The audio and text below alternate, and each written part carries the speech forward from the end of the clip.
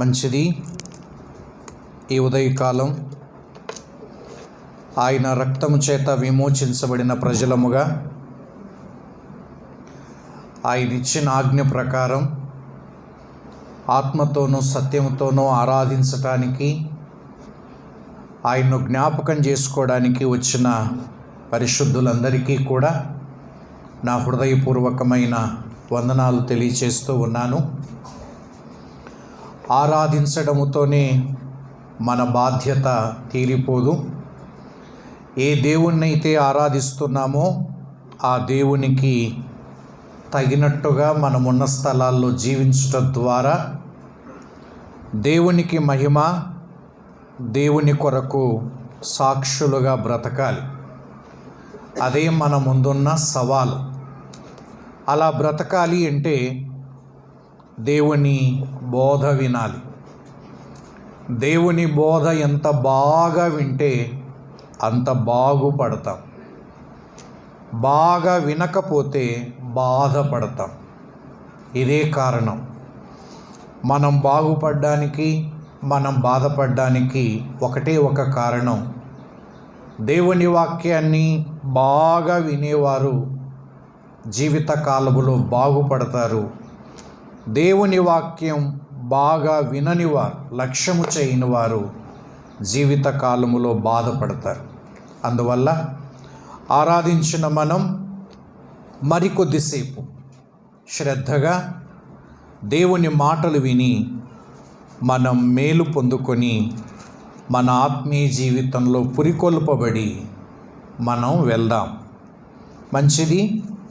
ఈ ఉదయకాలం మన ధ్యానం కొరకై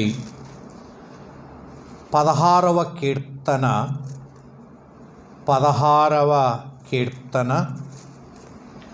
3వ వచనాన్ని ఒకసారి చదువుకుందాం. 16వ కీర్తన, దావీదు రాసిన కీర్తన 3వ వచనాన్ని మాత్రమే చదువుకుందాం. నేను ఈలాగందును, భూమి మీద ఉన్న భక్తులే శ్రేష్ఠులు, వారు నాకు కేవలము ఇష్టులు. చిన్న మాట ప్రార్థన. దయగల మా తండ్రి, పరిశుద్ధుడా, మీ పాదాలకు స్తోత్రములు నాయనా. నందికొట్కూరులోని స్థానిక సంఘమును మీరు ప్రేమించి నాటి నుంచి నేటి వరకు పోషిస్తూ, కాపాడుతూ, నడిపిస్తూ, నైనా పరిచర్య ధర్మము చేయిస్తూ ఇంతవరకు తీసుకొని వచ్చిన దేవా స్తోత్రాలు. ఇక ముందుకును కూడా మీరు తోడుగా ఉండి సంఘపు సరిహద్దులను విశాలపరిచి నైనా అనేక ఆత్మలను మీ కొరకై సంపాదించి మీ కొరకు సాక్షులుగా నిలుచున్నట్లుగా ఆశీర్వదించండి. స్థానిక సంఘ కాపరి మీ దైవదాసుడు నైనా జాషువన్నను, అలాగూ సహోదరి పిల్లల్ని దీవించండి. మరి ఎక్కువగా మీ కృపలో వాడుకొనండి. స్థానిక సంఘ పెద్దలు, పరిచారకులు, సహోదరి సహోదరులందరినీ మీ చేతులకు అప్పగిస్తూ ఉన్నాం. వారి భక్తి జీవితాన్ని బహుగా దీవించాలని వేడుకుంటూ ఉన్నాం. నైనా మరి ఒకసారి మీ వాక్యం వినడానికి సిద్ధపడి కూర్చొని ఉండగా వినగలిగే చెవిని, గ్రహించే మనస్సాక్షిని, స్వీకరించే హృదయాన్ని మాకు అనుగ్రహించమని, నిలువన నన్ను మరుగు చేసి మాట్లాడమని మా ప్రభు అయిన యేసు క్రీస్తు వారి నామమున ఈ మనవులన్నింటినీ అడిగి వేడుకొనుచున్నాము తండ్రి. ఆమేన్. మంచిది. ధ్యానం కొరకై 16వ కీర్తన 3వ వచనాన్ని మనం చదివాం. ఎన్నోసార్లు ఈ వచనాన్ని విన్నాం, చదివాం, ధ్యానం చేశాం. నేను ఈలాగందును, భూమి మీద ఉన్న భక్తులే శ్రేష్ఠులు, వారు నాకు కేవలము ఇష్టులు. భూమి మీద ఎంతోమంది నివాసం చేస్తూ ఉన్నారు. ఒకవేళ ఒక్కొక్కరికి ఒక్కొక్క కేటగిరీగా మనం పేరు పెట్టినట్లయితే భూలోకంలో గొప్ప ధనవంతులు నివసిస్తూ ఉన్నారు. కోట్లకు పడుగలెత్తిన వారు అని చెప్తూ ఉంటారు. వారి సొమ్ము వారికే తెలియదంట. వారి ఆస్తులు ఎక్కడున్నాయో వారికి తెలియని స్థితిలో కూడా బ్రతుకుతున్న వారు ఉన్నారట. అంత గొప్ప ఐశ్వర్యవంతులు భూమి మీద నివాసం చేసేవారు ఉన్నారు. ధనవంతులతో పాటు గొప్ప అధికారం కలిగిన వారు కూడా భూమి మీద నివసిస్తూ ఉన్నారు. వారు మొత్తం దేశాన్ని, వీలైతే కొన్ని దేశాల్ని కూడా కంట్రోల్ చేయగలిగిన అధికారం కలిగిన వ్యక్తులు భూమి మీద బ్రతుకుతూ ఉన్నారు. మరికొద్ది మంది ఈ లౌకిక జ్ఞానము చేత ప్రపంచాన్ని ప్రభావితం చేసే జ్ఞానవంతులు ఉన్నారు, మేధావులు ఉన్నారు, శాస్త్రవేత్తలు ఉన్నారు. ఎంతోమంది ప్రపంచాన్ని తమ వైపు తిప్పుకొనేంత జ్ఞానవంతులు ఈ భూలోకంలో ఉన్నారు. వారితో పాటు యేసు ప్రభువు నమ్మిన బిడ్డలముగా, విశ్వాసులముగా, పరిశుద్ధులముగా, భక్తులముగా మనం కూడా భూమి మీద బ్రతుకుతూ ఉన్నాం. మరి ఈ భూమి మీద బ్రతికే వారందరిలో శ్రేష్ఠులుగా ఎంచబడిన వారు ప్రభువు చేత, దేవుని చేత శ్రేష్ఠులుగా, మహనీయులుగా, గొప్పవారుగా ఎంచబడిన వారు ఎవరని ఈ వాక్యంలో చూస్తున్నాను చెప్పండి.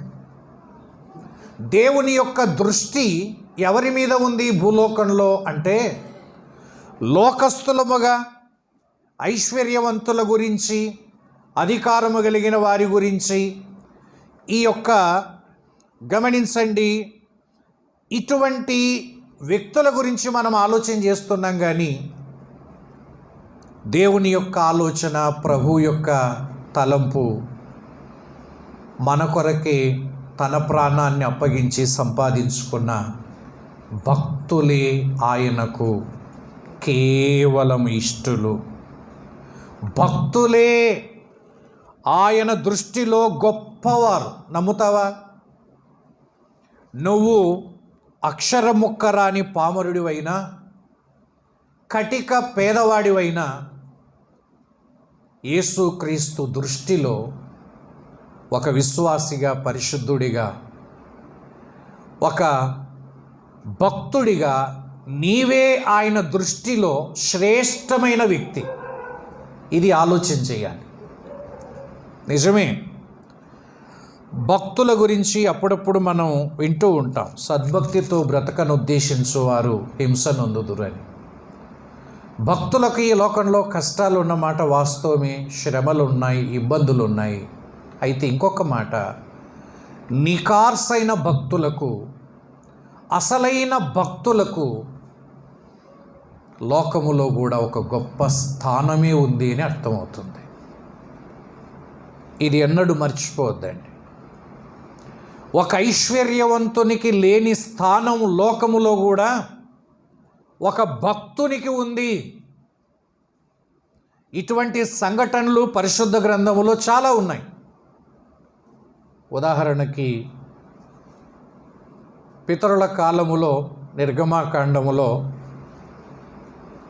ఒకానొకసారి మోషేను పిలిపించి ఫరో ఇలా హెచ్చరించాడు,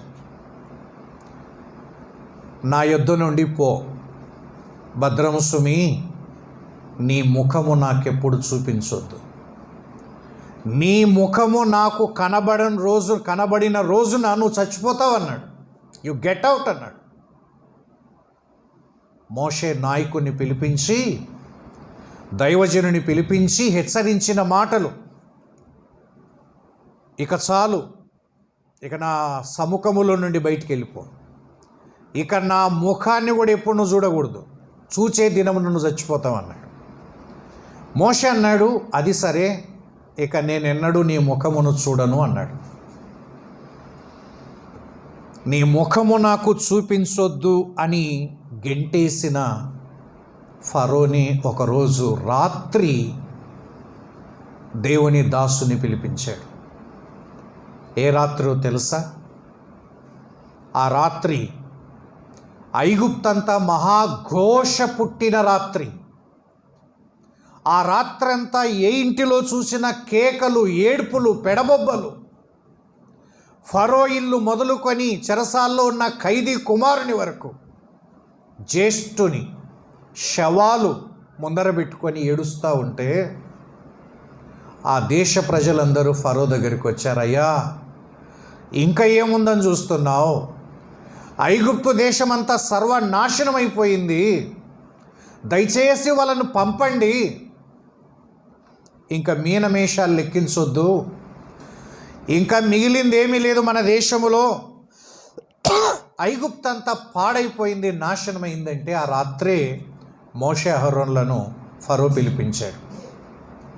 పిలిపించి ఒకే మాట అన్నాడు, నీ ముఖము చూడొద్దన్న వాడి పిలిపించి మీరు చెప్పినట్టుగా వెళ్ళండి, పురుషులు వెళ్ళండి, పశువులతో వెళ్ళండి, మందలతో వెళ్ళండి అని చెప్తూ ఒక మాట అడిగాడు. ఏ మాట తెలుసా? నన్ను దీవించండి అన్నాడు. ఆహా, ఫరోకు కలిగిన భావము, మాట ఏంటంటే నన్ను దీవించి వెళ్ళండి అన్నాడు. దీవించి వెళ్ళి ఉంటారు. దీవించాలి అంటే ఫరో ఏం చేయాలి చెప్పండి?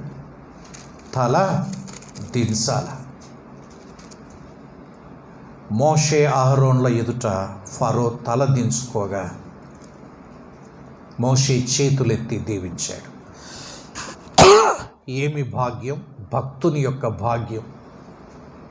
మనం అనుకుంటున్నాం కదా, భక్తుని ఎవడు పట్టించుకుంటాడండి ఈ లోకంలో? డబ్బు ఉన్నవాడు, అధికారం ఉన్నవాడు, జ్ఞానం ఉన్నవానికి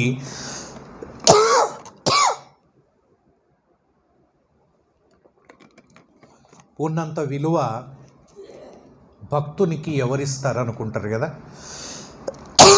నువ్వు నిజంగా భక్తునిగా బ్రతికితే, నువ్వు నిజంగా నిఖార్సైన భక్తునిగా జీవిస్తే లోకంలో భక్తునికి మహోన్నతమైన స్థానం ఉంది. మరి ఒక సంఘటన గుర్తొస్తుంది. యోసేపు సహోదరులతో పాటు తండ్రి అయిన యాకోబును పిలుచుకొని వచ్చినప్పుడు, ఫరో ఎదుట యాకోబు నుంచినప్పుడు ఫరో యాకోబుతో మాట్లాడుతూ అనేక సంగతులు అడిగాడు. అడిగిన తర్వాత అక్కడ రాయబడిన మాట, యాకోబు ఫరోను దీవించెను. ఆ ఫరో వేరు, ఈ ఫరో వేరు లేండి. అంతెందుకు, ఇంకొక భక్తుడు, ప్రపంచాన్ని ఏలిన సర్వశక్తిగల రాజుగా పేర్కొనబడిన నెబుకద్నెజరు మొట్టమొదటి రాజుగా అంటూ ఉంటారు. అటువంటి రాజు దానియేలు భక్తుని ఎదుట పాదముల మీద పడి సాష్టాంగ నమస్కారం చేశాడు. భక్తుని విలువ ఏంటో అర్థమైందా?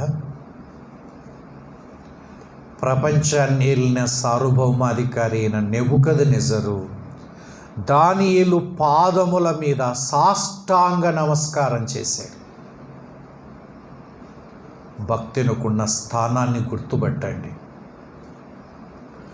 ఒక ధనవంతుడిగా బ్రతికేదానికంటే, ఒక జ్ఞానవంతుడిగా బ్రతికేదానికంటే, నోబెల్ బహుమతి సాధించదగిన జ్ఞానవంతునిగా జీవించేదానికంటే,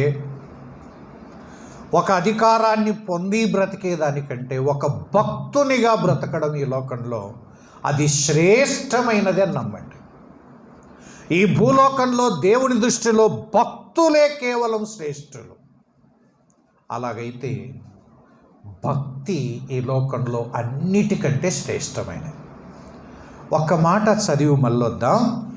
తిమోతికి పౌలు రాస్తూ మొదటి పత్రికలో ఆ సంగతిని గుర్తు చేశాడు.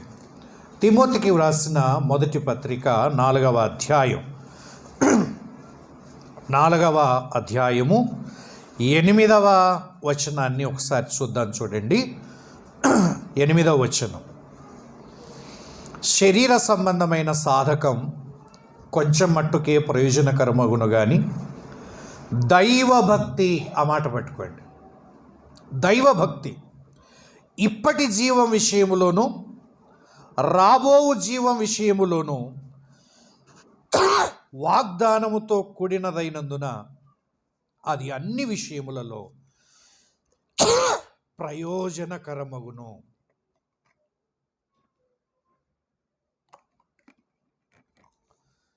దైవభక్తి అన్ని విషయములలో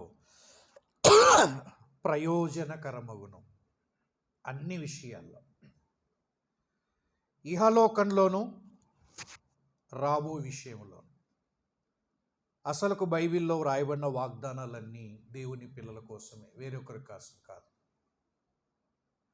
వాగ్దానాలన్నీ పరిశుద్ధుల సొంతం. ఏదో చదువుకున్నోనికంతా ఈ వాగ్దానాలు వర్తించవు. క్యాలెండర్ పెట్టుకున్న వాళ్ళందరికీ వాగ్దానాలు వర్తించవు. వాగ్దానాలన్నీ పరిశుద్ధుల కొరకే. దైవభక్తి అన్నది ఇహలోకానికి పనికొస్తుంది, పరలోకానికి, రాబోయే జీవానికి కూడా పనికొస్తుంది. మనం దేన్ని నిర్లక్ష్యం చేస్తున్నామో మనకే అర్థం కావాలి. ఈ లోకంలో ధనవంతులు కావడానికి చాలా ప్రయాసపడుతూ, అధికారాన్ని పొందడానికి ఎన్నో తిప్పలు పడుతూ, అట్లాగే జ్ఞానాన్ని సంపాదించుకోవడానికి జీవితకాలాన్ని ఖర్చు పెట్టి, భక్తిగా బ్రతకడానికి నీకంత ఇంట్రెస్ట్ లేకపోతే ఈ ఉదయకాలం ఆలోచన చేద్దాం. అవి ఈ లోకం మట్టుకే నీకు ప్రయోజనకరం. కానీ దైవభక్తి ఈ లోకంలో నిన్ను శ్రేష్ఠునిగా నిలబెడుతుంది, పరలోకములో సదాకాలం ప్రభుతో ఉండేటట్టు చేస్తుంది. అందుకే భక్తులుగా బ్రతుకుదాం. భక్తి లేని డాక్టర్ అయినా, భక్తి లేని ఇంజనీర్ అయినా, భక్తి లేని కలెక్టర్ అయినా ఉపయోగం ఏమీ లేదు. ఒకడు సర్వలోకమును సంపాదించుకొని వాని ఆత్మను పోగొట్టుకుంటే ఏం ప్రయోజనం? ఇంతకాలం బ్రతికి ఒక వ్యక్తి నిత్య నరకానికి, ఆరని అగ్నిగుండానికి వెళ్తే ఏం ప్రయోజనం? అందువల్ల భక్తి జీవితాన్ని కాపాడుకుందాం, భక్తులుగానే పేరు తెచ్చుకుందాం. మేము యేసుక్రీస్తు భక్తులం ధైర్యంగా చాటి చెప్పుదాం. అలాగే చివరి శ్వాస తీద్దాం, ముగిద్దాం. భక్తునిగా ప్రారంభించిన మనం భక్తులుగా కొనసాగి భక్తితోనే ఈ లోకంలో మన జీవితాన్ని ముగించాలి. అది మన కర్తవ్యం. ఈ ఉదయకాలం ఈ వాక్యం చదివిన తర్వాత మరి భక్తులంటే ఎవరు? భక్తుల యొక్క లక్షణాలు ఎలా ఉంటాయి? ఒక్కొక్క దానికి కొన్ని లక్షణాలు ఉంటాయి కదా. మరి భక్తుల లక్షణాలు ఎలా ఉంటాయి అన్నదానికి ఒక 7 లక్షణాలు త్వరగా కేవలం కీర్తనల గ్రంథమును ఆధారం చేసుకొని మాత్రమే మనము ధ్యానం చేద్దాం. భక్తుల యొక్క లక్షణాలు, భక్తుల యొక్క లక్షణాలు 7 లక్షణాలు.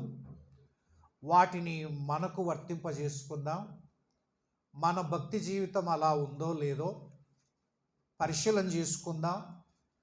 కేవలం కీర్తనకారుడు కీర్తనల గ్రంథములోని వచనాల ఆధారంగా ఈ 7 లక్షణాలని గుర్తిద్దాం.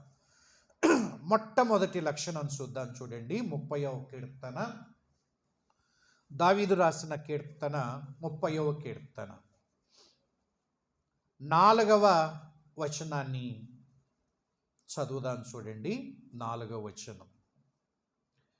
యెహోవా భక్తులారా ఆయనను కీర్తించుడి, ఆయన పరిశుద్ధమైన జ్ఞాపకార్థ నామమును బట్టి ఆయనను స్తుతించుడి. దావీదు భక్తులకు పిలుపునిస్తున్నాడు. యెహోవా భక్తులారా. పాత నిబంధనలో యెహోవా, క్రొత్త నిబంధనలో ఆయనే మన ప్రభువైన యేసుక్రీస్తు. యేసుక్రీస్తుని ఎరిగిన విశ్వాసులారా, పరిశుద్ధులారా, దావీదిస్తున్న పిలుపు ఏంటంటే,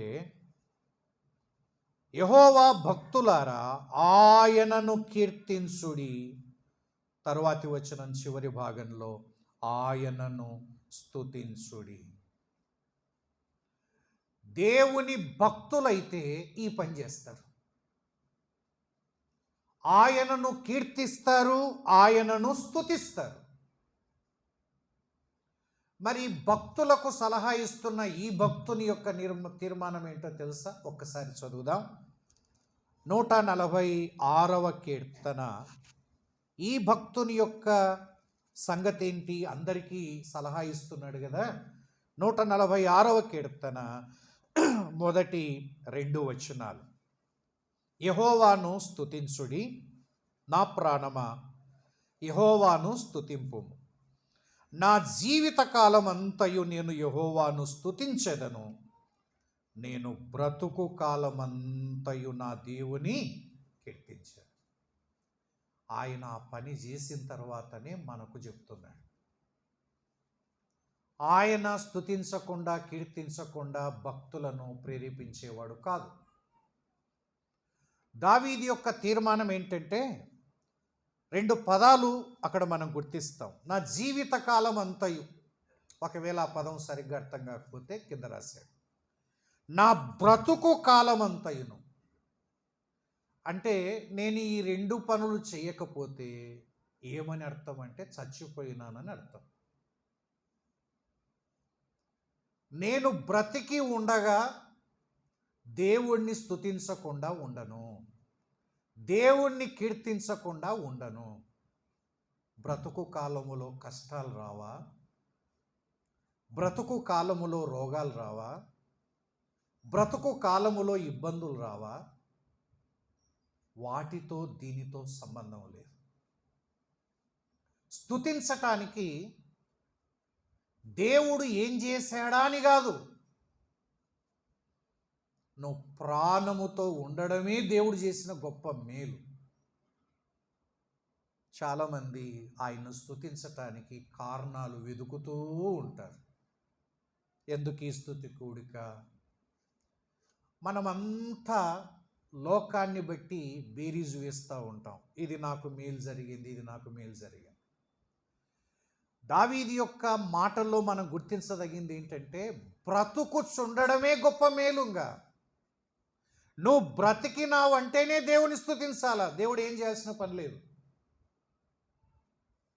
దేవుడు మనల్ని బ్రతికిస్తున్నాడు. పేతురు రాశాడు కదా, ఆయన దైవశక్తి ఎటువంటిదంటే మన భక్తికిని మన జీవనానికిని కావలసిన వాటన్నిటినీ అనుగ్రహించేది ఆయన దైవశక్తి. బ్యాలెన్స్డ్గా బ్రతకాలి మనం ఈ లోకంలో.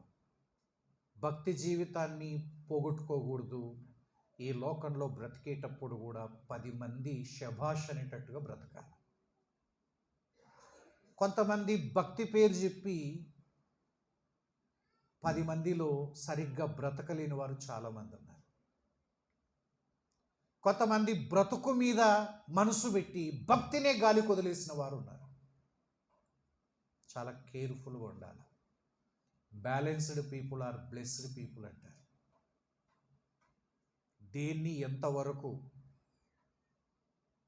నీ బ్రతుకు కోసమై భక్తి జీవితాన్ని ఫనంగా పెడితే ఏం చేస్తావు తర్వాత? అట్లని భక్తి అని పేరు చెప్పి నువ్వు సరిగ్గా పని చేసుకోకుండా, జీవనోపాధి కొరకై మంచి పని చేయకుండా, కష్టపడకుండా, ఇతరులకు భారంగా పరిగణించి బ్రతుకు ఇదొక బ్రతుకేనా అనిపించుకుంటే అదేం లాభం? దేవుడు మనల్ని బ్రతికిస్తున్నాడు అని ఎంతమంది చెప్పగలం? జీవనానికి ఏం కావాలి చెప్పండి? చాలామంది మాట ఎట్లా బ్రతకాలన్నా ఇల్లు లేదు అంటారు. ఎట్లా బ్రతకాలి? మాకు బంగారం లేదు అంటారు. ఎట్లా బ్రతకాలి? మాకు పొలాలు లేవు అంటారు. ఎట్లా బ్రతకాలి? మాకు ఇల్లు లేదు. ఎట్లా బ్రతకాలి? మాకు ఆస్తులు లేవు. నిజంగా బ్రతకడానికి ఇవి అవసరమా? బాగా ఆలోచన చేయండి. ప్రభు ఒక మాట అన్నాడు కదా మత్తయి సువార్తలో, ఏమి తిందుమో, ఏమి త్రాగుదుమో, ఏమి కట్టుకుందుమో, ధరించుకుందామో అని ఆలోచించండి వద్దండి, ఇవి కావాలని మీ పరలోకపు తండ్రికి తెలుసు అన్నాడు. అంటే బ్రతకడానికి నిజంగా ఏం కావాలంటే ఇవి కావాలి. తిండి కావాలా, తాగడానికి నీళ్లు కావాలా, కట్టుకోవడానికి బట్టలు కావాలి. అంతేగాని ఆస్తుల వల్ల మనం బ్రతకడం లేదు. నీకు ₹1,00,00,000 ఉండొచ్చుగాక. ఆ రోజు బ్రతకాలంటే ఒక ₹200 ఉంటే తినడానికి తిండి, తాగడానికి నీళ్లు, కట్టుకోవడానికి బట్ట ఉంటే బతుకుతాం. మిగతా ఆ ₹200 పోయి మిగతా కోట్ల రూపాయలన్నీ పక్కన పెట్టుకోవడానికి తప్పితే ఏంటికి పనికిరావు. కానీ మనం తెగ బాధపడిపోతుంటాం, ఎట్లా బతకాలా అని. ఏం బతకడం లేదా? బతకడానికి కావాల్సింది ఇవి. తిండి కావాలా, తాగడానికి నీళ్లు కావాలా, తర్వాత మనం కట్టుకోవడానికి బట్టలు కావాలా, ఆ తర్వాత సూర్యరశ్మి కావాలా, గాలి కావాలా, వర్షము కావాలా. ఇవి కాబట్టి దేవుడు ఏ పక్షపాతము లేకుండా అందరికీ దయచేస్తున్నాడు. ఏంది బాధ ఏందో అర్థం కాలేదు. బతకాలా? బతకడానికి ఇవి కావాలా, గాలి కావాలా, నీరు కావాలా, తిండి కావాలా, మంచి ఎండ కావాలా.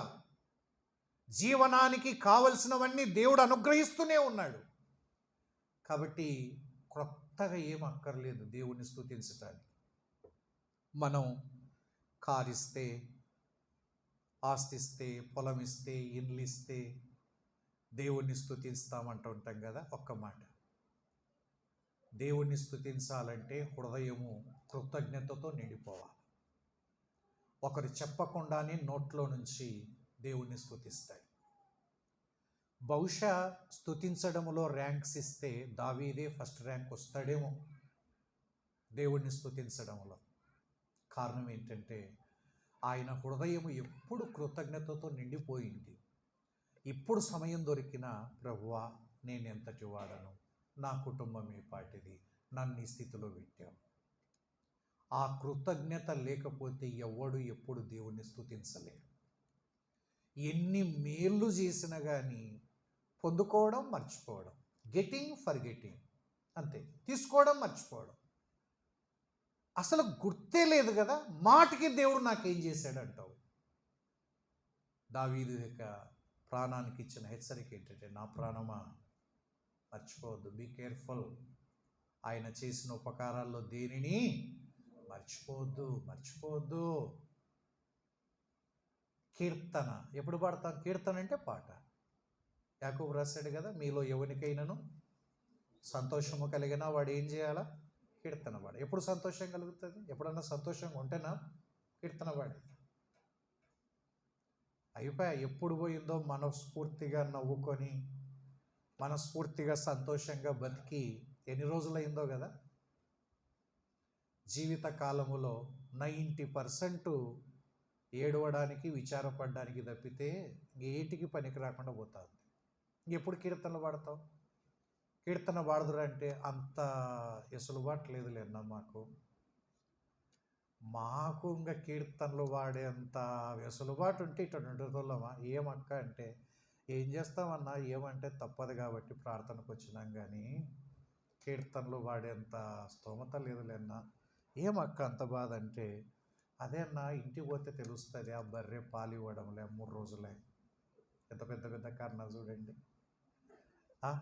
ఇంకా మొదలు పెడితే ఒక్కోసారి నవ్వాల్సి వస్తుంది, ఒక్కోసారి బాధపడాల్సి వస్తుంది, ఒకసారి ఆవేదన పడాల్సి వస్తుంది. బాగా పట్టేసినాడు కదా సాతాను ఐహిక విచారాల్లో. అసలుకు సంతోషంగా ఉండడానికి, ఎగిరి గంతేయడానికి ఒక్కటి చాలు. చెప్పనశక్యమును మహిమాయుక్తమైన ఆనందం ఒకే ఒక దాని వల్ల రావాలి. Unspeakable Joy. దేని ద్వారా? పేతురు రాశాడు కదా, ఆత్మరక్షణ పొందిన వారందరికీ సంతోషం ఉండాలి, మిగతా వాటి వల్ల కాదు. నువ్వు లేచిన వెంటనే నేను రక్షించబడిన వాడను, రక్షించబడిన దానను అంటే ఎగిరి గంతేయాలి. ఇట్స్ అన్స్పీకబుల్ జాయ్, చెప్పనశక్యమైనటువంటి సంతోషం. నమ్ముతావా? అందుకే కీర్తించండి. ఇది చుట్టుపక్కల వారు గుర్తించాలా. ఇంటిలో కీర్తనలు, స్తుతి కీర్తనలు, దేవుణ్ణి స్తుతించడం ఎంత అద్భుతంగా. ఆ రోజు స్తుతి కీర్తనలోని ఇంటిలో నుంచి రావడం లేదంటే మీరు ఎక్కడో వెళ్ళిపోయి ఉండాల కుటుంబం, లేదంటే లోకమే వదిలిపెట్టాలి. మీరున్న స్థలములో, నేనున్న స్థలంలో నా బ్రతుకు కాలం అంతా నా ఇంటిలో నుంచి దేవుణ్ణి స్తుతించడం, కీర్తించడం జరిగి తీరాలి. పరిస్థితులు ఏమైనప్పటికీ, పరిస్థితులు ఎలా ఉన్నప్పటికీ, అది ఎండబెట్టినా, వాన కురిసినా, చల్లదనం ఉన్నా, వేడి ఉన్నా, పరిస్థితులు మారుతూ ఉండొచ్చు, కానీ భక్తి జీవితం మారకూడదు. దేవుణ్ణి స్తుతించడం మారకూడదు. సో భక్తులారా, నిజంగా మీరు భక్తులైతే దేవుణ్ణి స్తుతించండి, కీర్తించండి. ఇది మొదటి లక్షణం. రెండవ లక్షణం రండి, 31వ కీర్తనని పక్కనే చూద్దాం. మరి ఒక లక్షణాన్ని గుర్తుపడదాం. 31వ కీర్తన 23వ వచనాన్ని చదువుదాం. చూడండి, 23వ వచనం. యెహోవా భక్తులారా, మీరందరూ ఆయనను ప్రేమించుడి. దావీదు చెప్తున్న మరి ఒక సలహా, సూచన, హెచ్చరిక. దేవుని భక్తులారా, యెహోవా భక్తులారా ఏం చేయాలంట? ఆయనను ప్రేమించుడి. వర్షిపింగ్ షైన్స్ మొదటిది. ఆరాధించే, స్తుతించి, కీర్తించే. దేవుని భక్తులంటే వీళ్ళు ఎన్ని పనులన్నా ఉండని వాళ్ళ దేవుణ్ణి ఆరాధించకుండా, కీర్తించకుండా ఉండలేరు. మీరు కట్టండి తాళ్ళతో వేసి తప్పించుకొని వెళ్ళి వాళ్ళు దేవుణ్ణి ఆరాధిస్తారు. అది వాళ్ళ మొదటిది. రెండవది, వీరు తమ దేవుణ్ణి అమితంగా ప్రేమించేవారన్నా. ఈ లక్షణం కనపడాలి. ఆయన భక్తునివైతే, ఆయన భక్తురాలవైతే, యెహోవా భక్తులారా, మీరందరూ ఆయనను ప్రేమించుడి, ప్రేమించుడి. ఒక మాట దావీదు అనుభవాన్ని చూద్దామా? మనందరికి సలహా చెప్తున్నాడు కదా, ఆ భక్తుని అనుభవాన్ని చదువుకొనొద్దాం. 18వ కీర్తన మొదటి వచనం. 18వ కీర్తనలోని మొదటి వచనాన్ని చూద్దాం. 18వ కీర్తన మొదటి వచనం. యెహోవా నా బలమా, నేను నిన్ను ప్రేమించుచున్నాను. ఇది దావీదు యొక్క స్వంత అనుభవం. దావీదు ఏమి చెప్పినా అనుభవాల నుంచే చెప్తాడు. అందుకే ఆ మాటలకు అంత విలువ. మనం ఏం చేస్తుంటామంటే, అనుభవం లేకపోయినా పాటలు పాడుతూ ఉంటాం, అనుభవం లేకపోయినా కొన్ని మాటలు చెప్తూ ఉంటాం. ఎక్కడో విన్నవి, ఎక్కడో చూసినవి, అక్కడక్కడ విన్నవి, ఇవి బాగుండాయి, ప్రాస ఇట్లా అని మాట్లాడుతుంటాం కదా. ఒకసారి దైవదాసుడు ఇలా పిఎస్ స్వామి గారు ఇలా అన్నారు, దేవుని బిడ్డలు అబద్ధాలు చెప్పారంట, అబద్ధాలు పాడతారట. అబద్ధాలు పాడతారు, ఇట్లా పాట పాడుతూ ఇస్తుంటారట కానుకలు. నా సమస్తము, నా సమస్తము అని చేతిలో 10 రూపాయలు.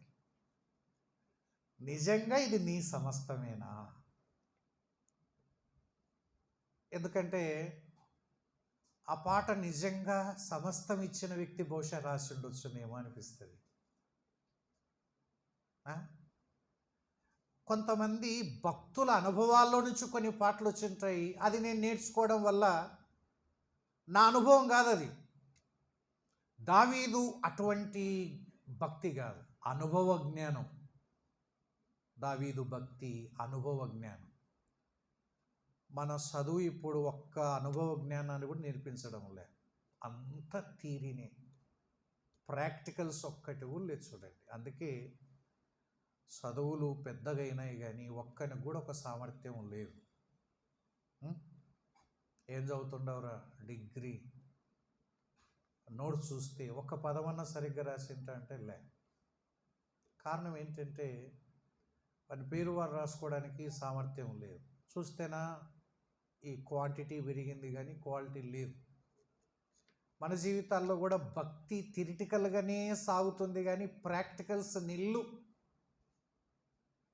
దావీదు భక్తి అట్లాంటిది కాదు. యెహోవా ఈరే అంటే అర్థం ఏంటి? అబ్రహాం చెప్పాడు కదా, యెహోవాని చూచుకున్నాను అంటే దేవుని మీదనే వేసినాడు అబ్రహాం. దేవుడు అనుకుంటాడు, మధ్య మధ్యలో మీరు మాట్లాడుకోవడం ఏంటి, నా మీద వేయడం ఏంటి అబ్రాహం అని అంటాడు. ఇస్సాకు అడిగినాడు కదా, డాడీ అన్నీ ఉన్నాయి, బలికి గొర్రెపిల్లి ఏది అంటే యెహోవా ఈరే అన్నాడు. దేవుడే చూసుకోండి అంటే అర్థం ఏంటి? పైకి పోయినాక చూసుకోవాల్సిన బాధ్యత ఎవరిది? తెలియకుండానే అది ఆయన చూసుకుంటారా అన్నాడు.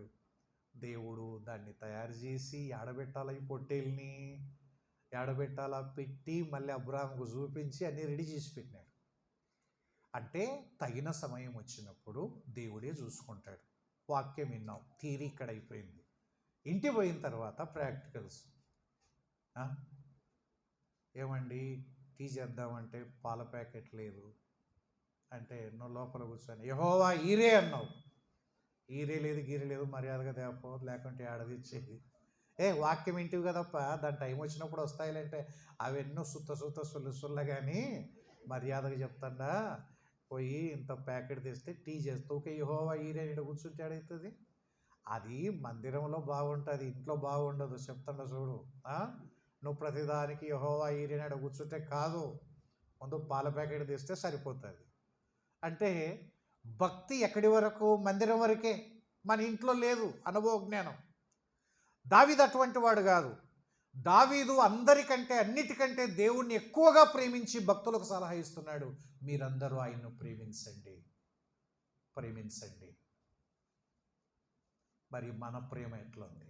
దేవుని ప్రేమ. దేవుడు కోరుకునేది ఏంటంటే, సీమోను పేతురు కూడా దేవుడు సంఘాన్ని అప్పగించే ముందుగా, గొర్రెలను అప్పగించే ముందుగా ఓ టెస్ట్ చేయాలనుకున్నాడు. ఎందుకంటే నన్ను ప్రేమించినోడు ఏం కాపాడతాడు, గొర్రెల్ని ఏం మేపుతాడు? ఒకసారి కాదు 3 సార్లు అడిగినాడు. సీమోను, వీరందరికంటే నీవు నన్ను ఎక్కువగా ప్రేమిస్తున్నావు. దేవుడు కోరుకునేది ఇదే. ప్రేమిస్తే నీకు అప్పచెప్తా, ప్రేమించలేనప్పుడు నేను ఏం చేయలేను. ఏం చేస్తాను చెప్పండి? ప్రేమిస్తే కష్టాలు తెలవు. దేవుణ్ణి ప్రేమించినాం అనుకోండి, మనం ప్రేమించే దానికోసం ఎంతకైనా తెగిస్తాం తెలుసా? ఎందుకు భక్తులు ప్రాణం పెట్టాడు? పేతురు ఒకప్పుడు యేసు ప్రభువును ఒప్పుకోవడానికి పిరికి పందలాగా అబద్ధాలు చెప్పిన వ్యక్తి ఎంత ధైర్యవంతుడయ్యాడంటే, నిన్ను సిలువ వేస్తామంటే వేయండి, కానీ నా ప్రభు వేసినట్టుగా వేసేంత యోగ్యత నాకు లేదు, తలక్రిందులు వేయండి అన్నాడు. ఎంత ధైర్యం తెలుసునా? కారణం ఏంటంటే ప్రభువును ప్రేమిస్తున్నారు కాబట్టి. ప్రాణాన్ని ప్రేమించడం కంటే కూడా నిజంగా మన ప్రేమ ఎంతవరకు దేవుణ్ణి, ఏ స్థాయి వరకు ప్రేమిస్తున్నాం? ఎంతవరకు? 500 రూపాయల, 1000 రూపాయల, 10,000, 1,00,000 రూపాయల వరకు? ప్రాణం పెట్టినంత మటుగా దేవుణ్ణి ప్రేమించేవారు. ఆలోచన చేద్దాం.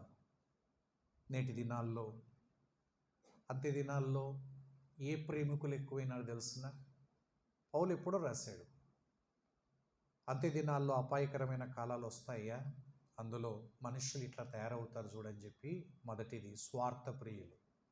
స్వార్థప్రియులు అంటే సెల్ఫ్ లవర్స్ అంటాం ఇంగ్లీషులో. సెల్ఫ్ లవర్స్, వీళ్ళు కూడా లవర్సే, ప్రియులు, ఇష్టలు. తమను తాము ఎక్కువగా ప్రేమించుకుంటారు. తమంటే ఇంకా పడిసొస్తారు. స్వార్థం, నేను నేను నేను ఇంకా ఆఖరికి దేవుణ్ణి కూడా తర్వాతనే, నా తర్వాతనే. దేవుడు ఎవరు మధ్యలో? లోకాసు వార్తలు ధనవంతుడు అన్నాడు, నా ఇల్లు, నా కొట్లు, నా ఆస్తి అన్నాడు. దేవుడు లేడు. చివరికి దేవుడు లేని ధనం ఆ వ్యక్తిని వెర్రివాణిగా చేసింది.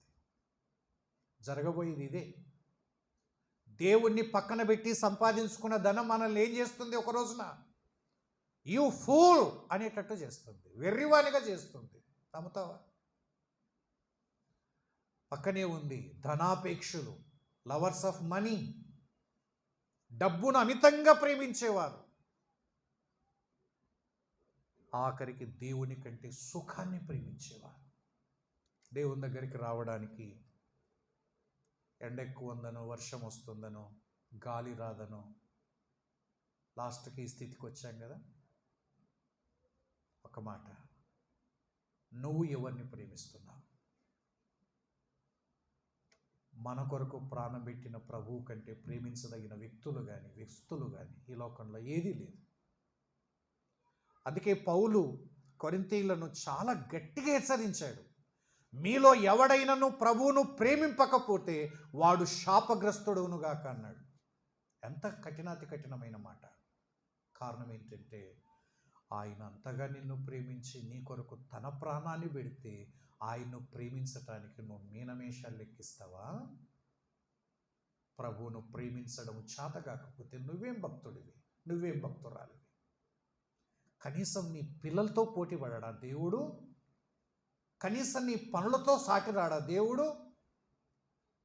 దేవుని కంటే పనులను, దేవుని కంటే పిల్లల్ని, దేవుని కంటే ఆస్తిని, దేవుని కంటే మన వ్యాసంగాల్ని ఎక్కువగా ప్రేమిస్తే నువ్వు భక్తుని అంటావా?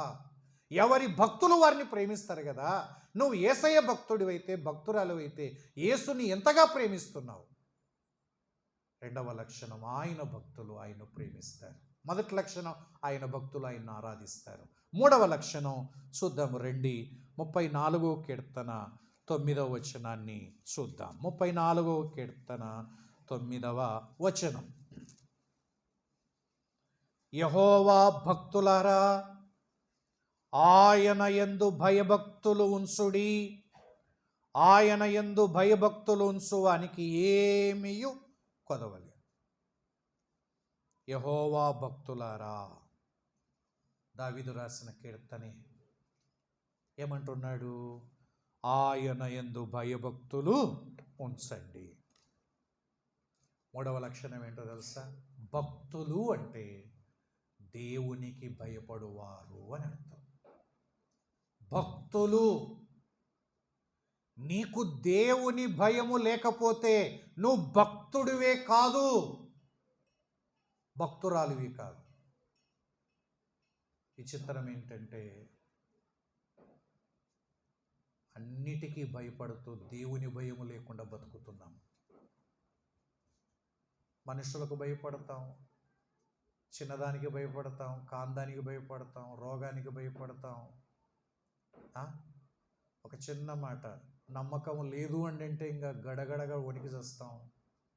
ఒక్క మాట అంటే చాలు కదా, ఆసుపత్రికి పోయినాక చెప్పలేమండి అన్నాం అనుకోండి, అయిపోయి గుండె వేగం ఎంత పెరుగుతుందో తెలుసు. తర్వాత బహుశా వచ్చే వారంలో ఒక్కొక్క టౌన్లో ఒక 100 మంది చచ్చిపోతారు దీంతో అంటే అసలుకు మనం ఎంత భయపడతామో మనకే తెలియదు కదా. ఒక మాట ఎంతోమంది దైవ సేవకులు పెద్దలు చెప్తుండగా విన్నా, దేవుని భయం కలిగిన వాడు దేనికి భయపడడట. దేవుని భయము లేనివాడు ప్రతిరోజు లేచినప్పటి నుంచి నిద్రపోయేంత వరకు భయపడుతూనే బతుకుతుంటాడు.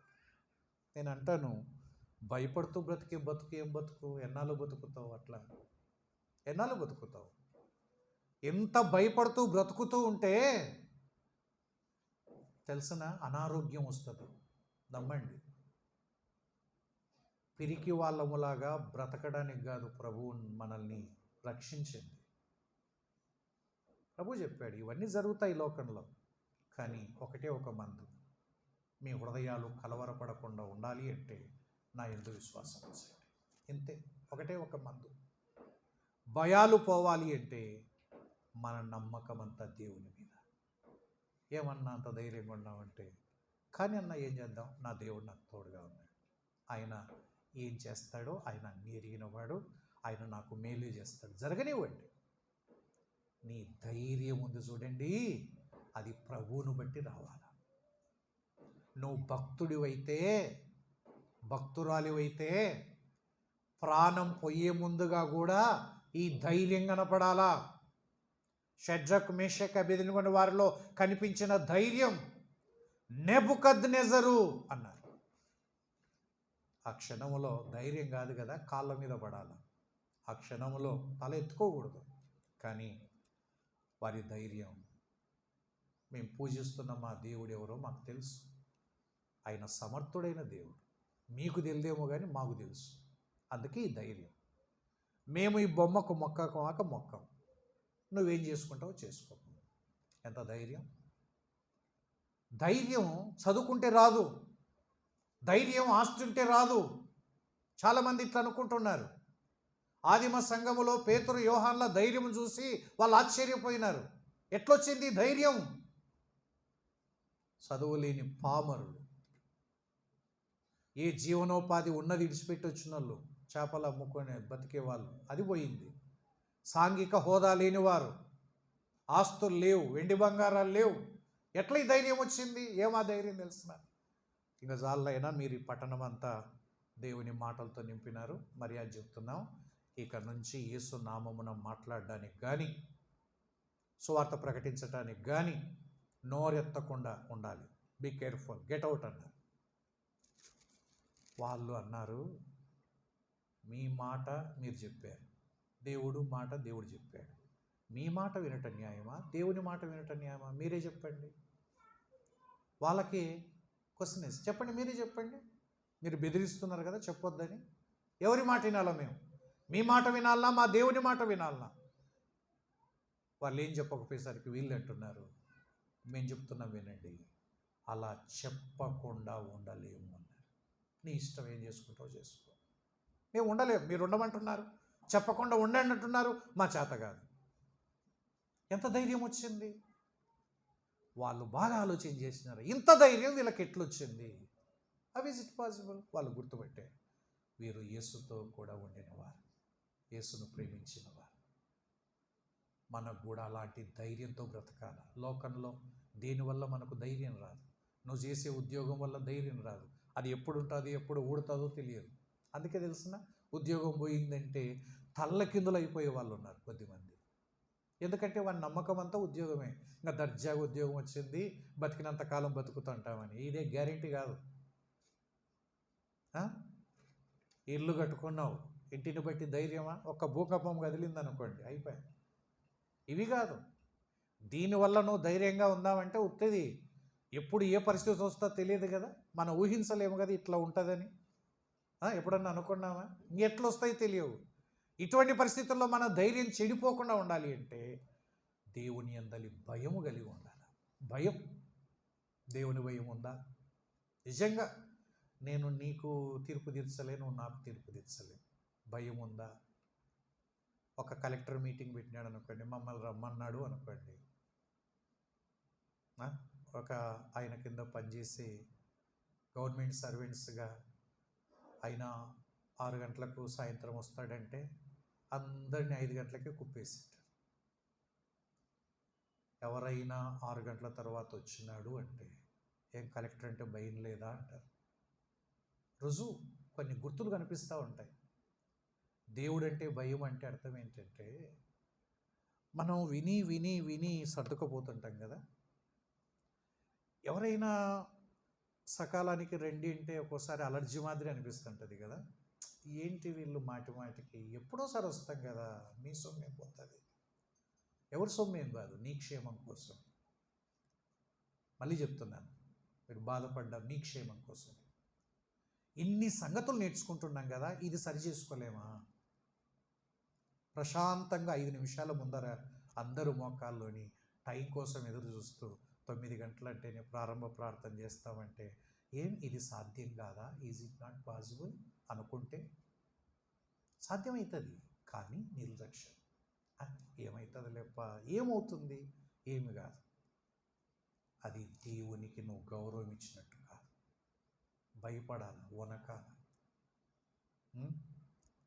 తిండి తినకుండా దేవుని సన్నిధికి ఆలస్యంగా వస్తే ఎంత బాధ అవుతుంది తెలిసిన. ఏం తిండి లేకపోయింటామా అని టయానికి వచ్చింటే దేవుని దృష్టిలో ఎంత బాగుంటుంది చెప్పండి.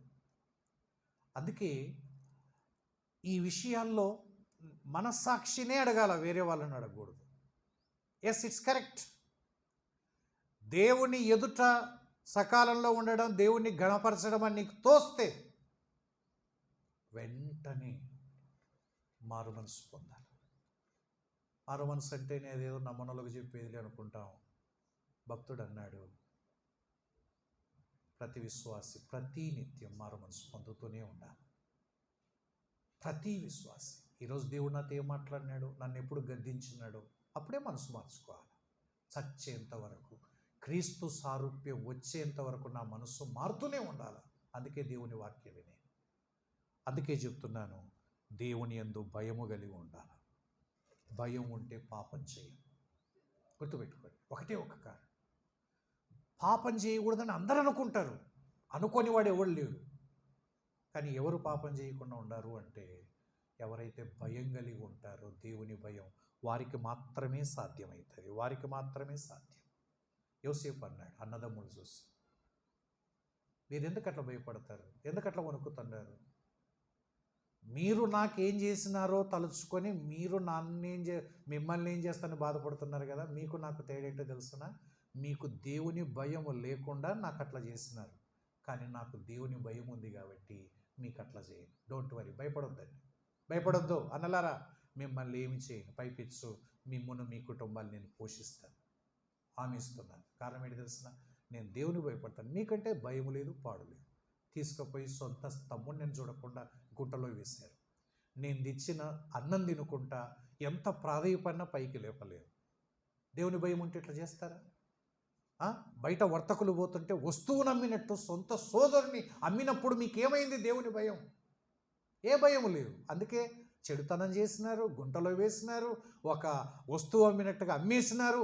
దీనికి అంతటి కారణం ఏంటంటే మీకు దేవుని భయం లేదు. నేను అట్లా చెయ్యను, కారణం ఏంటంటే నేను దేవునికి భయపడేవాడు. తేడాది, దేవునికి భయపడేవారు, భయపడని వారు. అందుకే 4వ లక్షణం భక్తులకు ఏముంటుంది చెప్పండి? దేవుని భయము ఉంటుంది. 5వది, త్వరగా 50వ కీర్తనకు రండి. 50వ కీర్తన 5వ వచనం చూద్దాం. 50వ కీర్తన 4-5 చూద్దాం.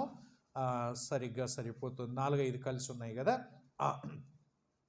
ఆయన తన ప్రజలకు న్యాయము తీర్చుటకై బల్యర్పణ చేత నాతో నిబంధన చేసుకొనిన నా భక్తులను నా యుద్ధకు సమకూర్చుడని మీది ఆకాశమును భూమిని పిలుచుచున్నాడు. నా భక్తులను ఏం చేయాలంట? నా భక్తులను నా యుద్ధకు సమకూర్చుడి. భక్తులంటే ఎవరో తెలుసా? దేవుని దగ్గరికి సమకూడి వచ్చేవారు, సమకూడేవారు, గ్యాదర్డ్ సెయింట్స్ అన్నమాట. ఒక ఆయన అన్యుడు పక్కన స్కూల్ హెడ్ మాస్టర్లు అన్నారు, మీ బలం అంతా ఎక్కడ ఉందో తెలుసునా సార్ అన్నాడు. మీరు ఇంత బలంగా ఉండడానికి కారణం ఏంటంటే మీరందరూ కలిసి కూర్చుంటారే దేవుని దగ్గర, అది మాకు చేత కావడం లేదు చూడు సార్, మా వాళ్ళు ఎందుకు అట్లా సమకూడి రారు అంటారు. మీరు ఎంత నెమ్మదిగా అందరూ ఒక చోట కూడి దేవుని ఎదుట కూర్చుంటారు, అదే మీ బలం అన్నాడు. నిజమే, ఆదిమ సంఘమైన నేడైనా సహవాసము ఎప్పుడైతే నువ్వు దూరం అవుతావో అప్పుడు నువ్వు బలహీనుడు అవుతావు. సహవాసము నిన్ను బలవంతునిగా చేస్తుంది. ఎందుకు విశ్వాసులు అంత బలహీనంగా ఉండరు తెలుసా? సహవాసం లేదు, పాడు లేదు. మళ్ళీ ఆదివారం, మళ్ళీ ఎప్పుడు ఆదివారం. ఎట్లా బలవంతులు అవుతారు చెప్పండి? 24 గంటలు అనేక నియామక కూడికలు, పరిచర్య ధర్మాలు, మీటింగులు, స్తుతి కూడిక, ప్రత్యేకం, ఇన్ని చేస్తూ ఉంటేనే మన భక్తి ఇటుకుందే. ఇంక ఇవన్నీ విడిచిపెట్టి ఆదివారం షాప్ ఓపెన్ చేసినట్టు చేసుకొని ఆరాధన చేసుకొని పోతూ ఉంటే ఎట్లుంటుంది భక్తి? ఎందుకో అన్నా నేను ప్రభు కొరకు బ్రతకాలనుకుంటున్నాను, కానీ అట్లా అనిపించడం లేదంటే ఎందుకో అంటున్నావు. నీకు తెలుదా ఎందుకో అని? తెల్లమ్మా, తెలుసు, బాగా తెలుసు. సమకూర్చుడి, నా భక్తుల్ని నా యుద్ధకు సమకూర్చుడి.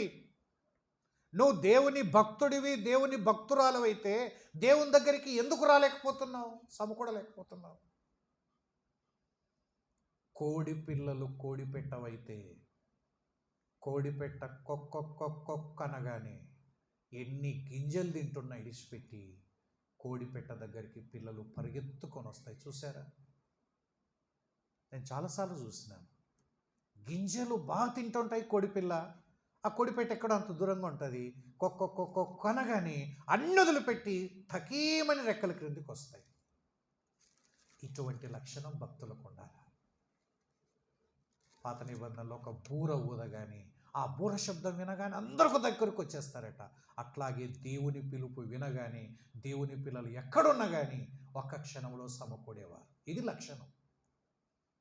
దేవుని దగ్గరికి వచ్చే అలవాటే లేదు. నువ్వెట్లా భక్తురాలివి చెప్పండి, చెప్పండి, ఎందుకంత బాధ దేవుని దగ్గర సమకూర్చడానికి? కొంతమంది చూడండి, వచ్చేటప్పుడు ఎట్లా వస్తుంటారు, పోయేటప్పుడు ఎట్లా పోతుంటారంటే సేమ్ స్కూల్ పిల్లల మాదిరి. ఉదయం 9 గంటలకు బెల్లు కొడితే ఎవరు ఉరుకులాడతారు రారు చూడండి పిల్లలు. వాడు ఏడ్చుకుంటూ వస్తుంటాడు, వాడు కాళ్ళు పట్టుకొని వస్తుంటాడు, వాడు చెవు పట్టుకొని వస్తుంటుంది వాళ్ళమ్మ. అది భయంకరంగా వాతావరణం ఉంటుంది. అదే 3:30 అయిందనుకో 25కి అన్నీ సర్దుకుంటారు పిల్లలు. బ్యాగులో పెట్టుకొని వాడు గంట కూడా చేయి పట్టుకుంటాడు. ఫోరన్ లోపల టంగని పడి ఉంటుంది. ఎట్లా ఉరికింటాడో, ఇంకా కొట్టని కూడా మాట రాదు. ఇంకా చూడు పోయినాక ఎవడు నడుచుకుంటా పోడు, పోయేటప్పుడు వచ్చేటప్పుడు ఎవడు ఉరుకులాత రాడు బడికి. ఇడిచినప్పుడు చూడాలా రన్నింగ్ మిన్ని ఇంటికి పోతారు. ఎవడు నడుచుకుంటా పోడు. ఇంకా బ్యాగ్ ఇట్ట తీసి ఇట్ట ఊపి మూలకి ఇసిరి కొడితే అయిపోయాయి. ఎంత సంతోషం వానికి. ఏమరంటే రేపు సెలవు ఎల్లుడి సెలవు అయిపోయాయి. ఓ తెల్లారినప్పుడు చూసుకుందాం. ఎంత ఆనందం కదా. మందిరాలకు కూడా ఇట్లా ఉంటే వచ్చేటప్పుడు భారంగా ఒక్కొక్కరు ఒకసారి, పోయేటప్పుడు మాత్రం కిలకిల కిలకిల. ఏమంత బాధ అని. దేవుని దగ్గర సమకూడడానికి ఆనందం లేదు. కానీ నేను మళ్ళీ చెప్తున్నాను, నీ ఇంట్లో ఉంటే నువ్వు పరలోక రాజ్యాన్ని దేవుని ఇంట్లో ఉండేవాళ్ళే పరలోక రాజ్యాన్ని పోయేది. రెండవ రాకడలో ఏ ఇంట్లో ఉండేవాళ్ళు ఎత్తబడతారు? దేవుని ఇల్లు ఇది, సంఘం ఇది పర్మనెంట్ ఇల్లు. దేవుడు మనల్ని ఇంట్లో పెట్టి పోయినాడు. నువ్వు ఈ ఇంట్లో ఉండకుండా ఆ ఇంట్లో ఉంటానంటే ఎట్లా? అసలు ఒరిజినల్ ఇల్లు ఇది. యేసు ప్రభు పట్టా ఇల్లు ఇది మనకిచ్చింది. కానీ మనం ఎన్నడూ అనుకోం కదా. ఏదో లెమ్మని వస్తుంటే అంటుంటారు, మళ్ళీ ఏదో లెమ్మని అంటాం. మళ్ళీ ప్రతిసారి అడుగుతారన్నా, పోయినసారి రాలేదే, మొన్న రాలేదే అని. ఇదే ఒరిజినల్ ఇల్లు. ఈ ఇంటిలో ఉండేవారే ఎత్తబడతారు. ఎర్రటి దారం కట్టినటువంటి ఎరికోలో ఆ ఇంట్లో ఉండే వాళ్ళే రక్షించబడతారు. బయట నేను 4 అంతస్తులో ఉన్నా కానీ కత్తివాత చేత హతమే, ఏ ములాజ లేదు.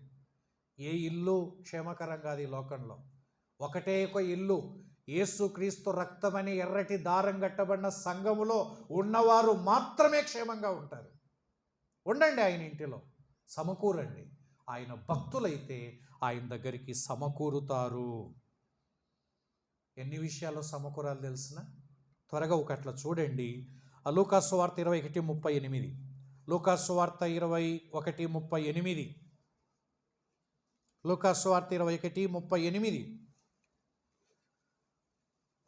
చదవండి ఒకరు.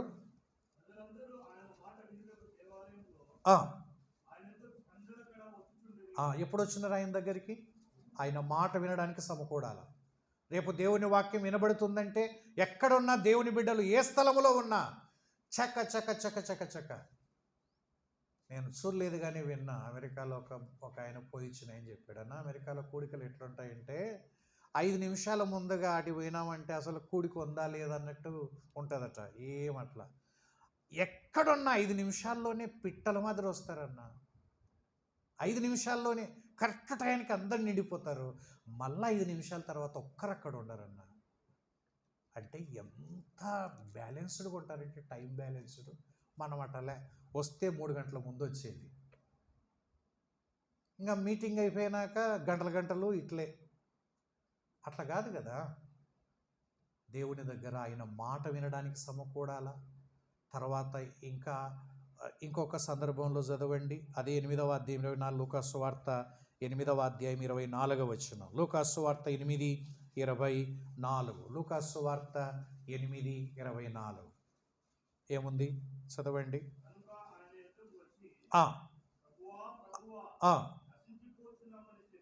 ఎప్పుడు వచ్చినారు ఆయన దగ్గరికి?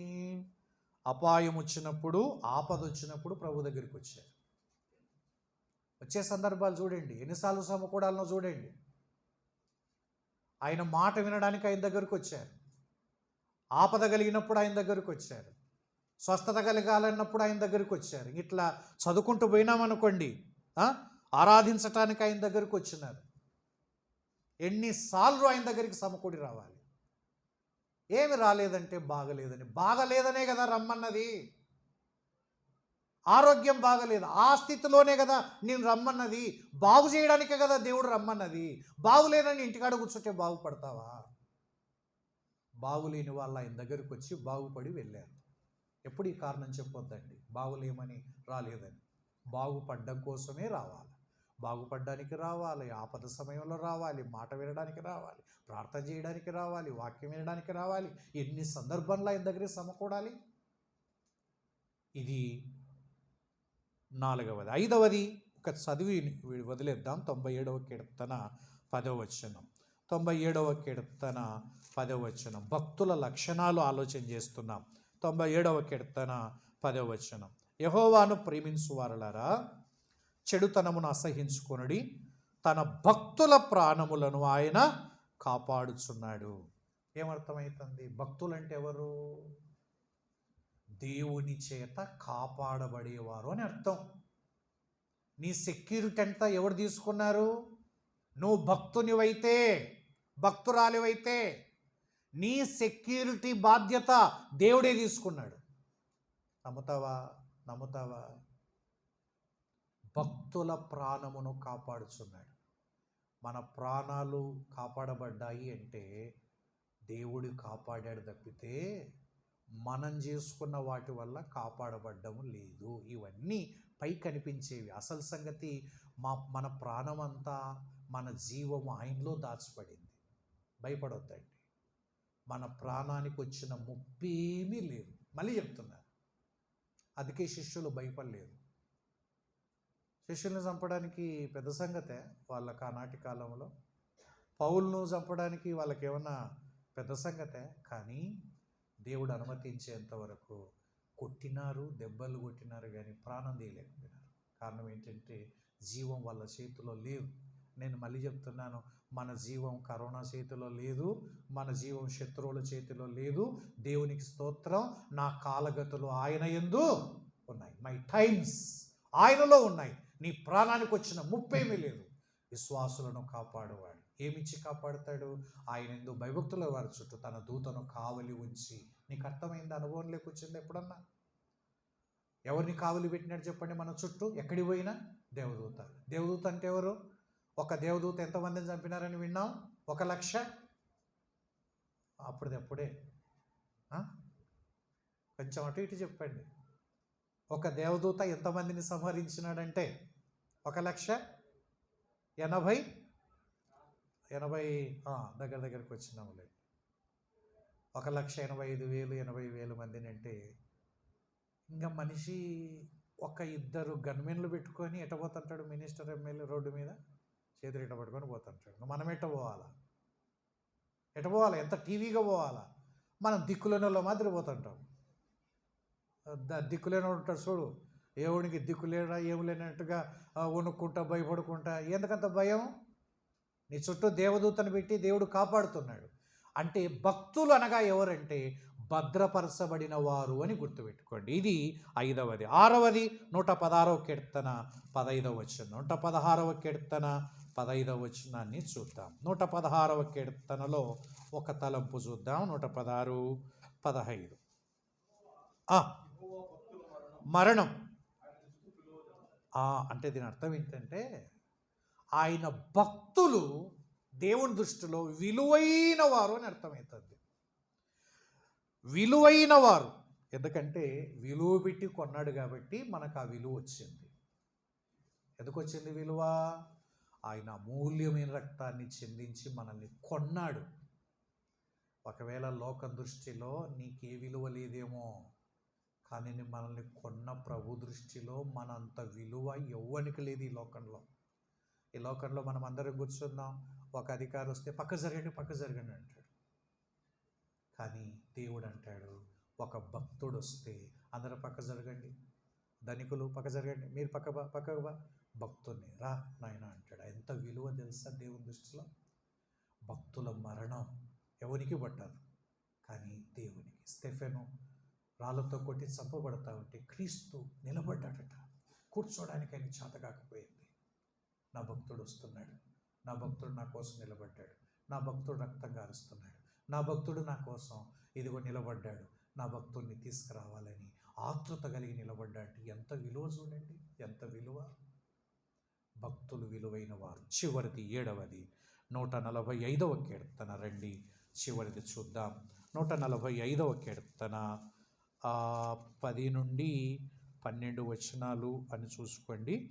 12వ వచనం చూద్దాం. 12వ వచనం, నీ భక్తులు నీ రాజ్య ప్రభావమును గురించి చెప్పుకొందురు, నీ శౌర్యమును గురించి పలుకుదురు. ఆయన భక్తులు ఏం చేస్తారు? ఎక్కడికి పోయినా ఒకటే ఒక మాట, సింపుల్గా ఆయన్ని గురించి చెప్పుకుంటూ ఉంటారు. ఏమయ్యా పొద్దున్నకులు నీ గురించి కూడా చెప్పుకో, నాదేముందన్నా, అంత నా ప్రభుదే. ఏమన్నా చెప్పాల్సి వస్తే నా ప్రభు గురించి చెప్తా. ఇంటి గురించి చెప్పాలనుకో, ఏమన్నా మంచి ఇల్లు కట్టినావు, అది నాది కాదన్నా, కట్టినవాణ్ణి నేనే, కానీ నా ప్రభువు నాకు సామర్థ్యం ఇచ్చి కట్టించున్నాడు. దేవుడు ఎంత సాయం చేసినాడు తెలుసా? ఆ రాళ్ళు తెప్పించినప్పుడు, కంకర తెప్పించినప్పుడు, ప్రతి దాంట్లో దేవుడి గురించి మాట్లాడతాడు. మేము ఇంటి గురించి అడిగితే నువ్వేనా దేవుడి గురించి చెప్తావంటే, నాదేముందన్నా, అంత దేవుందే కదా. ఆ పిల్లలు ఏం చదువుతున్నారన్నా, అన్న ఈ పిల్లలు ఇచ్చింది దేవుడే, వాడిని ఇంతవరకు చదివించింది దేవుడే, నాకు అంత శక్తి లేదు, ఇంత కోర్సులో ఉన్నా అంటే దేవుడే, ఆడ దేవుడే, యాడి పోయిన దేవుడే, యాడి పోయిన దేవుడే. ఇది భక్తుని యొక్క లక్షణం. యాడి పోయినా నీ డబ్బా నువ్వు కొట్టుకున్నావంటే నువ్వు భక్తునివే కాదు. ఏమన్నా ఉద్యోగం బాగొచ్చిందంటే, ఏం కొంచెం కష్టపడి చదివినానక్క, తెల్లారుజామున 3 గంటలకు లేచి లైట్ వేసుకొని కింద దొర్లి, నువ్వు 3 గంటలకు వేసినవేమో 12 నుంచి వేసుకున్న వాళ్ళు ఉండాలి. రాలే, మరి ఏం చేయాలి? అంత నీ సొంత డబ్బే కానీ దేవునికి చెప్పవే. అందుకే ఒక మాటలో చెప్పాలంటే, దేవుని భక్తులు దేవునికి సాక్షులుగా బ్రతుకుతారు. అంతే, దేవునికి సాక్షులుగా బ్రతుకుతారు. అలాంటి భక్తుల బ్రతుకును బ్రతుకుదాం. దేవునికి నిజంగా సంతోషాన్ని కలిగించే బిడ్డలుగా జీవిద్దాం. దేవుడి మాటలు మన కొరకు దీవించి ఆశీర్వదించునుగాక. ఆమేన్.